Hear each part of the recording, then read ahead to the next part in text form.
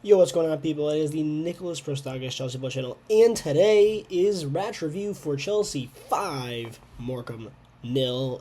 Really, really solid second half. First half was very lackluster. First half, you basically just saw a bunch of guys that didn't really, you could say, either wanted to be there, didn't take it seriously. The only guys who really took the first half seriously were Joao Felix and Tyreek George. The rest of the guys were kind of like, okay, this is going to be easy. No, there was a lot of lackluster crossing, not really good play in general. Like I said, the only two guys that showed up were them two. Everybody else was like, okay, we got out of here. Then Maresca makes three subs. Jadon Sancho and Neto, Reece James and Lavia both come out, of course, because he was trying to build them back in. I thought it was very smart to do that. And then, of course, you saw Cucu and you saw Malo Gusto come on. Now, of course, Malo Gusto, you could say, was not amongst the players who stepped up. But the important players were Sancho and most definitely Cucu. We'll get into what I gave them for ratings in a second. But the second half was brilliant. We saw a really early goal. Cucu getting into the wide open, moving into those channels and spaces, putting in crosses in that number 10 role. You saw, of course, Nkunku get the first goal. Then Tosin with an absolute peach, top left corner snipe. And then you saw Joao Felix take over and score two. One was an absolute brilliant goal. Let's hop into these match ratings. Let's talk more in depth about it. So this is the lineup that Maresca picked. We had Jorgensen in net with Vega, Disasi, Tosin, Reece James, Romeo Lavia, Tyreek George, Joao Felix, Christopher Nkunku, Pedro Neto, and Mark Guiu leading the line. Starting from the back, we had Jorgensen in net, who was very, very, very inconsistent throughout this match. I mean, there were certain times that he looked okay, and then he looked very lazy, and he was definitely amongst the guys who thought this game was going to be really, really easy and they were going to get an easy win. They had chances in this one, Morecambe, and they really, at the end, DCSC saves him from giving up the clean sheet. He easily could have been 5-1 at the end, of course, because for some reason he doesn't hold on to that catch at the end there. There was one that he did a nice Cruyff turn, but that was basically how you sum up his game. That was the only bit of composure he showed throughout this entire match. Jorgensen was that play there. Everything else, his passing was a lot lackluster from what we've seen out of him in the past. Just not really a great game from him. Vega, I thought, was very composed. Of course, at one point in this game, he moved into the midfield because of the substitutions we saw for guys like Cucu. I thought it was a very, very solid game for him. So I'll give Vega his props. I think that he did well in multiple positions. That's what you'd like to see out of a guy. They call him that Swiss Army knife player. Showed it in this one. DCSC, I said it in the video I made earlier on TikTok. I really hope this is like the last time I'm really grading this guy because I don't want him anywhere near the team. But he did well. He did well enough today to the point where he deserved a 7. I thought that all really the defense was pretty decent in this one. I don't think anybody can really disagree with that. I think he was great. But Tosin, splendid from Tosin. Really good defense. I will say, sometimes he's really inconsistent with his headers. He's like 6'5", and sometimes he doesn't put his head in the ball. But really, really good stuff. His defensive work was really good. He got back a lot. His passing was really good. He was doing the main facilitating stuff in the shots.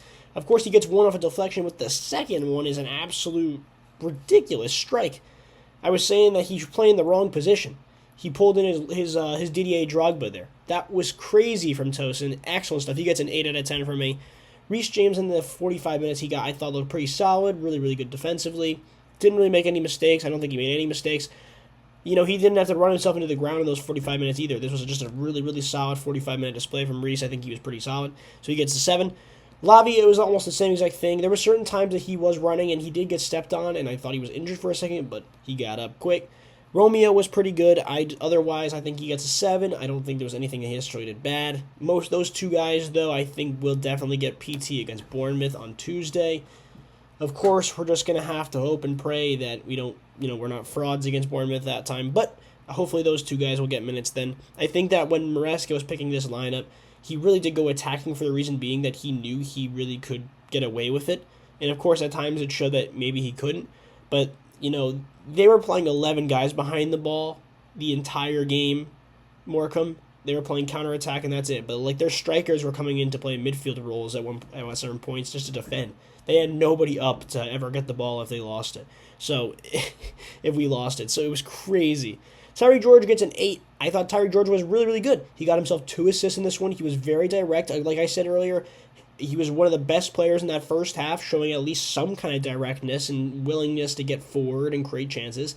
So I was really, really happy with Tyreek. In the second half, he got 2 assists. He was very, very good in the second half. I think if the Mudryk suspension is going to, withstand and upheld itself, then Tyree George is going to take over for that role, and he'll get minutes in the Conference League. I can definitely see a world that it happens. Otherwise, I think a loan move will fit him more, but right now I think he's really good where he's at. Joao Felix was the best player in this game. He is the player of the match. Nothing short of spectacular. First half, him and Tyree George were the best two players, and then the second half, Joao Felix was just showing his quality so much more.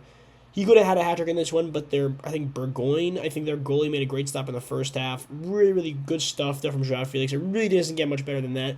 He's going to have to deserve, some more minutes eventually. I think he probably will end up getting minutes on Tuesday, unless Enzo Maresca's got other plans. But I can definitely see a world that he comes in off the left. Maybe he might even start off the left. We'll see, because I wasn't a big fan of how Pedro Neto played in this one. Of course, he's the other guy. We'll talk more about him in just a second, but I wasn't a fan of it. And Nkunku gets a 6. Now, the thing you have to realize, and I think we all started to realize, he gets a goal. That's why he gets above and a 5. His head is not on this team anymore. He's thinking about his next challenge, Christo Nkunku. And it's sad to say that. It really is sad to say that. But nothing about his first half screamed, I want to be here. And really almost anything in the second half didn't scream the exact same thing. I didn't see him really smiling throughout this match. He saved that penalty he had was really bad. It was hard driven, but it wasn't really picked to his side. It wasn't a good pen. And he's been deadly from the penalty spot this season. So nothing about this game from Nkunku screamed I want to be at Chelsea, and I can definitely see him being out of here within the next few weeks at this point. Neto, I talked about how I didn't like his performance earlier. Yeah, he didn't really do a whole lot in this one. This was a game that if as a player like him, I think I would probably be like, damn, I didn't take my chance. Well, at this point, I think he thinks Neto is one of the starters. We'll see what happens with Madueke. I'm guessing he's going to talk about why Madueke wasn't even on the bench yet again. We're lacking the winger depth, and of course Madueke not playing creates some kind of problem, of course, because he's already had problems not starting in the past, so what is going on? The fact that he's not even getting on the bench once again, not being a starter once again, it's really raising eyebrows for, I think, me and the fan base. Of course, there's a lot of bigger players like Esteban Willian coming in the summer, so we'll see what's happening with them, but Madueke not even being on the bench, and Neto not having a great performance is making us think even more depth about that winger position. Maybe that's why we're linked with Kavicha Kvaratskhelia. I think that's how you pronounce that. Kavicha. And then Guiu up top. I think this one from Guiu was lackluster. He did get in good spots, but he was running like a headless chicken like he always does. Made a good interception on a pass he chased down, so he did well there.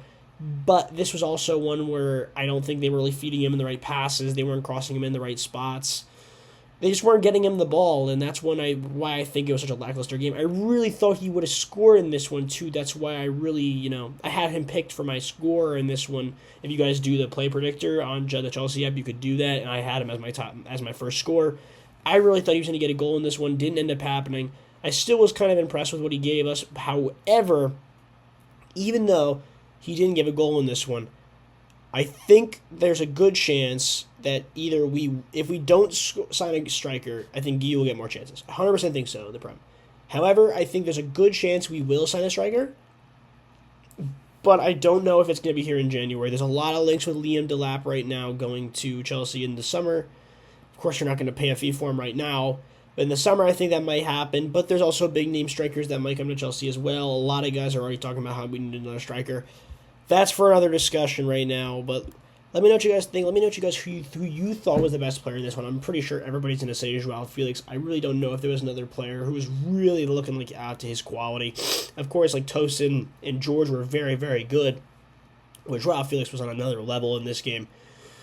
So now it moves on to Bournemouth on Tuesday, where you're going to see most of the main starters come back in the mix. I'm guessing we're going to see Enzo and Caicedo start.